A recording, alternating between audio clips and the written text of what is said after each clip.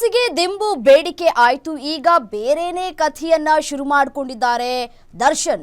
ಜೈಲಲ್ಲಿ ಇರುವಂತಹ ನಟ ದರ್ಶನ್ಗೆ ಬೆನ್ನು ನೋವಂತೆ.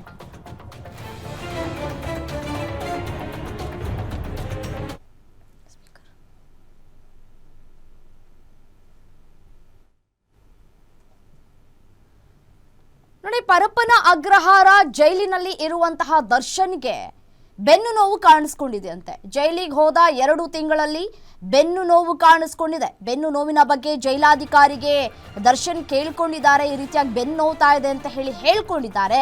4 ದಿನಗಳ ಹಿಂದೆ ಜೈಲಾಧಿಕಾರಿಗಳಿಗೆ ದೂರನ್ನ ಕೊಟ್ಟಿದ್ದಾರೆ ದರ್ಶನ್. ಜೈಲಿನ ವೈದ್ಯರಿಂದಲೇ ದರ್ಶನ್ ಬೆನ್ನು ನೋವಿಗೆ ಚಿಕಿತ್ಸೆಯನ್ನ ನೀಡಲಾಗ್ತಾ ಇದೆ.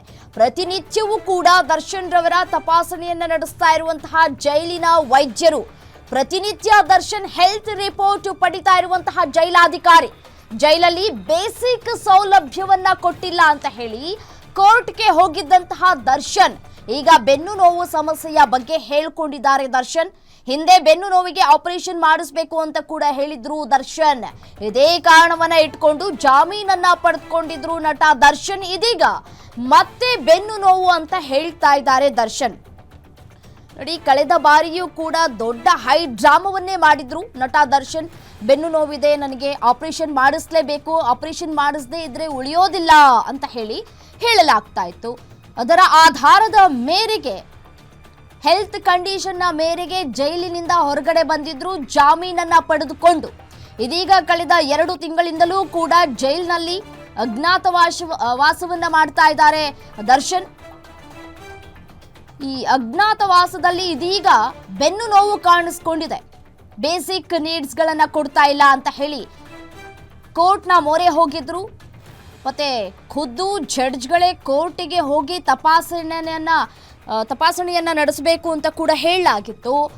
ಅದರಂತೆಯೇ ದಿನಾಂಕ ಕೂಡ ಇನ್ನೂ ಕೂಡ ನಿಗದಿಯಾಗಿಲ್ಲ. ಯಾವಾಗ ಪರಪ್ಪನ ಅಗ್ರಹಾರ ಜೈಲಿಗೆ ಹೋಗ್ತಾರೆ ಈ ಜಡ್ಜ್ಗಳು ಅನ್ನೋದು ಗೊತ್ತಿಲ್ಲ. ಯಾವ ತಂಡವನ್ನ ಇಲ್ಲಿ ನಿಗದಿ ಮಾಡಲಾಗುತ್ತೆ ಇನ್ನೂ ಮಾಹಿತಿ ಸಿಗಬೇಕಾಗಿದೆ, ಯಾವಾಗ ಹೋಗ್ತಾರೆ ಅಂತ ಹೇಳಿ.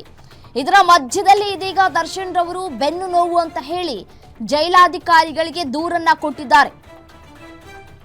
ಕಳೆದ ಬಾರಿಯೂ ಕೂಡ ಅವರು ಅರೆಸ್ಟ್ ಆದ ಸಂದರ್ಭದಲ್ಲಿ ಒಂದು 15-20 ದಿನ ಸುಮ್ಮನಿದ್ಬಿಟ್ಟು ಅದಾದ ನಂತರ ನನಗೆ ಬೆನ್ನು ನೋವು ಇದೆ ಅಂತ ಹೇಳಿ ಸಾಕಷ್ಟು ಹೈ ಡ್ರಾಮಾವನ್ನ ಕೂಡ ಮಾಡಿದ್ರು. ಮಾಧ್ಯಮದವರ ಕಣ್ಣಿಗೆ ಬೀಳ್ತಾ ಇದ್ದಂತೆ ನನಗೆ ಬೆನ್ನು ನೋವಿದೆ ಅನ್ನೋದನ್ನ ಅವರು ತೋರಿಸ್ಕೊಳ್ತಾ ಇದ್ರು. ಅದಾದ ನಂತರ ಜಾಮೀನಿನ ಮೇರೆ ಹೊರಗಡೆ ಬಂದ ಸಂದರ್ಭದಲ್ಲಿ ಒಂದು 2-3 ದಿನಗಳ ಕಾಲ ಆಸ್ಪತ್ರೆಯಲ್ಲಿ ಚಿಕಿತ್ಸೆಯನ್ನ ಪಡೆದುಕೊಂಡ್ರು. ಚಿಕಿತ್ಸೆಯನ್ನ ಪಡೆದುಕೊಂಡ ನಂತರ ಅವರು ಡಿಸ್ಚಾರ್ಜ್ ಆದ್ರು. ತಮ್ಮ ಸಿನಿಮಾ ಶೂಟಿಂಗ್ನಲ್ಲಿ ಬ್ಯುಸಿ ಆದ್ರು. ಅದಕ್ಕೆ ಸಹಜವಾಗಿಯೇ ಪ್ರಶ್ನೆಗಳು ಮೂಡೋದಕ್ಕೆ ಶುರುವಾಯಿತು.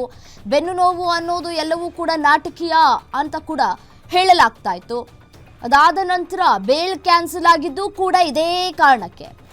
ದೊಡ್ಡ ಹೈ ಡ್ರಾಮಾವನ್ನ ಕ್ರಿಯೇಟ್ ಮಾಡಿದ್ರು. ಬೆನ್ನು ನೋವು ಅಂತ ಹೇಳಿದ್ರು, ಶಸ್ತ್ರಚಿಕಿತ್ಸೆಯನ್ನ ಮಾಡಿಸ್ಬೇಕು ಅಂತ ಹೇಳಿದ್ರು. ಅದ್ಯಾವ ಚಿಕಿತ್ಸೆಯನ್ನು ಕೂಡ ಪಡೆದುಕೊಳ್ಳದೆ ಶೂಟಿಂಗ್ನಲ್ಲಿ ಭಾಗಿಯಾಗಿದ್ರು ದರ್ಶನ್. ಈಗ ಕಳೆದ 2 ತಿಂಗಳಿನಿಂದಲೂ ಕೂಡ ಪರಪ್ಪನ ಅಗ್ರಹಾರ ಜೈಲಿನಲ್ಲಿದ್ದಾರೆ. ಅಂದಿನಿಂದ ಇಂದಿನವರೆಗೂ ಕೂಡ ಯಾವುದೇ ರೀತಿಯಾದಂತಹ ಬೆನ್ನು ನೋವು ಕಾಣಿಸ್ಕೊಂಡಿರಲಿಲ್ಲ. ಈಗ ಕಳೆದ 4 ದಿನಗಳ ಹಿಂದೆಯಿಂದಲೂ ಕೂಡ ಬೆನ್ನು ನೋವು ಅಂತ ಹೇಳಿ ಜೈಲಾಧಿಕಾರಿಗಳಿಗೆ ದೂರನ್ನ ಕೊಟ್ಟಿದ್ದಾರೆ. ಇದೀಗ ಪ್ರತಿನಿತ್ಯವೂ ಕೂಡ ದರ್ಶನ್ ರವರ ಆರೋಗ್ಯ ತಪಾಸಣೆಯನ್ನ ಮಾಡ್ತಾ ಇದ್ದಾರೆ ಜೈಲಿನಲ್ಲಿ ಇರುವಂತಹ ವೈದ್ಯರು. ಪ್ರತಿನಿತ್ಯ ದರ್ಶನ್ ರವರ ಹೆಲ್ತ್ ಚೆಕಪ್ ಆಗ್ತಾ ಇದೆ. ಬೆನ್ನು ನೋವಿಗೆ ಸಂಬಂಧಪಟ್ಟಂತಹ ಹೆಲ್ತ್ ಚೆಕಪ್ಗಳನ್ನ ಜೈಲಿನಲ್ಲಿ ಇರುವಂತಹ ವೈದ್ಯರೇ ತಪಾಸಣೆಯನ್ನ ಮಾಡ್ತಾ ಇದ್ದಾರೆ.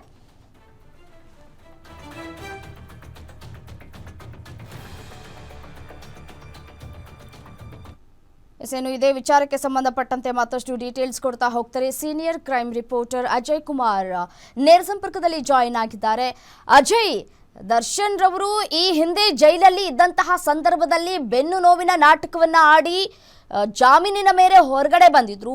ಇದೀಗ ಮತ್ತೆ ದರ್ಶನ್ ರವರು ಹೊಸ ವರಸೆ ಅಂತ ಹೇಳೋದಕ್ಕೆ ಸಾಧ್ಯ ಆಗೋದಿಲ್ಲ. ಹಳೆಯ ವರಸೆಯನ್ನ ಮತ್ತೆ ಶುರು ಮಾಡಿದ್ದಾರಾ ಅಥವಾ ನಿಜವಾಗಿಯೂ ಅವರಿಗೆ ಬೆನ್ನು ನೋವು ಕಾಣಿಸ್ಕೊಳ್ತಾ ಇದೆಯಾ? ವೈದ್ಯರು ಏನು ಹೇಳ್ತಾ ಇದ್ದಾರೆ, ಜೈಲಿನಲ್ಲಿ ಇರುವಂತಹ ವೈದ್ಯರು ಅಂತ ಹೇಳಿ ಡೀಟೇಲ್ಸ್ ಕೊಡ್ತಾ ಹೋಗೋದಾದ್ರೆ. ಖಂಡಿತವಾಗ್ಲೂ ರಮ್ಯಾ, ಈಗಾಗ್ಲೇನು ಆಗಸ್ಟ್ 14ನೇ ತಾರೀಕು ಮತ್ತೆ 2ನೇ ಬಾರಿ ಅವಾಗ ಸುಪ್ರೀಂ ಕೋರ್ಟ್ ನಿಂದ ಬೇಲ್ ರಿಜೆಕ್ಟ್ ಆಗುತ್ತೋ ಆನಂತರ ಮತ್ತೆ ಜೈಲು ಪಾಲಾಗಿರುವಂತದ್ದು 2ನೇ ಸಲ. ಈಗ ನಾಳೆ ಅಂದ್ರೆ 14 ಏನು ಬರೋಬ್ಬರಿ 2 ತಿಂಗಳು ಕಳೆಯುತ್ತೆ ನಾಳೆಗೆ. ಈ 2 ತಿಂಗಳಲ್ಲಿ ಈಗ ಪರಪ್ಪನ ಅಗ್ರಹಾರ ಜೈಲಿನಲ್ಲಿರುವಂತಹ ನಟ ದರ್ಶನ್ ಈಗಾಗ್ಲೇ ಮತ್ತೆ ಏನು ವಿಪರೀತ ಬೆನ್ನು ನೋವು ಕಾಣಿಸ್ಕೊಂಡಿದೆ ಅಂತ ಹೇಳಿ ಕಳೆದ 4 ದಿನಗಳ ಹಿಂದೆ ಅಲ್ಲಿನ ಜೈಲಧಿಕಾರಿಗಳಿಗೂ ಕೂಡ ಹೇಳಿದ್ದಾರೆ. ಇದರ ಜೊತೆಗೆ ಅಲ್ಲಿರುವಂತಹ ವೈದ್ಯಾಧಿಕಾರಿಗಳೇನಿರ್ತಾರೆ ಜೈಲಿನ ಒಳಭಾಗದಲ್ಲಿ ಅವ್ರಿಗೂ ಕೂಡ ಈಗಾಗ್ಲೇ ಅವರು ಕೂಡ ಹೇಳ್ಕೊಂಡಿರುವಂತದ್ದು. ಸೊ ಈಗ ಅಲ್ಲಿನ ವೈದ್ಯರು ಕೂಡ ಅವ್ರಿಗೆ ಕೊಡ್ಬೇಕಾದಂತಹ ಕೆಲವೊಂದು ಟ್ರೀಟ್ಮೆಂಟ್, ಬೇಸಿಕ್ ಟ್ರೀಟ್ಮೆಂಟ್ ಅನ್ನು ಕೂಡ ಈಗಾಗ್ಲೇ ಪ್ರತಿದಿನ ಬೆನ್ನು ನೋವಿಗೆ ಕೊಡ್ತಾ ಇರುವಂತದ್ದು. ಮತ್ತೆ ಈ ಹಿಂದೆನೂ ಕೂಡ ಯಾವಾಗ ಚಾಪೆ ದಿಂಬು ವಿಚಾರ ಬಂತೋ ಆಗ್ಲೂ ಕೂಡ ಅವರು ಬೆನ್ನು ನೋವು ಅಂತಾನು ಕೂಡ ಹೇಳ್ಕೊಂಡಿದ್ರು. ನನಗೆ ಏನು ಎಕ್ಸ್ಟ್ರಾ ದಿಂಬು ಬೇಕು, ಯಾಕಂದ್ರೆ ಕೂರುವಂತ ಸಂದರ್ಭದಲ್ಲೂ ಕೂಡ ನಾನು ಬೆನ್ನಿಗೆ ದಿಂಬನ್ನ ಹಿಡ್ಕೊಂಡು ಕೂರ್ಬೇಕು, ಯಾಕಂದ್ರೆ ಅಷ್ಟು ನೋವಿದೆ ಅಂತಾನು ಕೂಡ ಕೆಲವೊಂದು ಈ ಅಂಶಗಳನ್ನು ಕೂಡ ಅವರು ಉಲ್ಲೇಖವನ್ನ ಮಾಡಿದ್ರು. ಸೊ ಹೀಗಾಗಿ ಈಗ ಮತ್ತೆ ಅವರಿಗೆ ಏನು ವಿಪರೀತ ಬೆನ್ನು ನೋವು ಕಾಣಿಸ್ಕೊಂಡಿದೆ ಅಂತಾನು ಕೂಡ ಹೇಳಲಾಗ್ತಿರುವಂತದ್ದು. ಸೊ ಈಗ ಅಲ್ಲಿನ ವೈದ್ಯಾಧಿಕಾರಿಗಳೇನಿದ್ದಾರೆ ಪ್ರತಿದಿನ ಅವರಿಗೆ ಟ್ರೀಟ್ಮೆಂಟ್ ಅನ್ನ ಕೊಡ್ತಿದ್ದಾರೆ, ಪ್ರತಿದಿನ ಅವರ ಹೆಲ್ತ್ ರಿಪೋರ್ಟ್ ಅನ್ನು ಕೂಡ ತರಿಸ್ಕೊಳ್ತಿದ್ದಾರೆ. ಯಾಕಂದ್ರೆ ಜೈಲಿನಲ್ಲಿರುವಂತಹ ಕೈದಿಗಳಿಗೆ ಏನೇ ಸಮಸ್ಯೆ ಆದ್ರೂ ಕೂಡ ಯಾರು ಕೂಡ ಅಲ್ಲಿ ಚಾನ್ಸ್ ತಗೊಳ್ಳೋದಕ್ಕೆ ಹೋಗೋದಿಲ್ಲ. ಸೊ ಹಾಗಾಗಿ ಪ್ರತಿದಿನ ಕೂಡ ಅವರಿಗೆ ಏನು ಯಾವ್ಯಾವ ರೀತಿಯಾದಂತಹ ಮೆಡಿಸಿನ್ಸ್ ಕೊಡಬೇಕು ಅಥವಾ ಇಂಜೆಕ್ಷನ್ ಆಗಿರ್ಬೋದು ಮತ್ತೆ ಟ್ರೀಟ್ಮೆಂಟ್ ಆಗಿರ್ಬೋದು ಅದೆಲ್ಲವನ್ನು ಕೂಡ ಕೊಡ್ತಿದ್ದಾರೆ.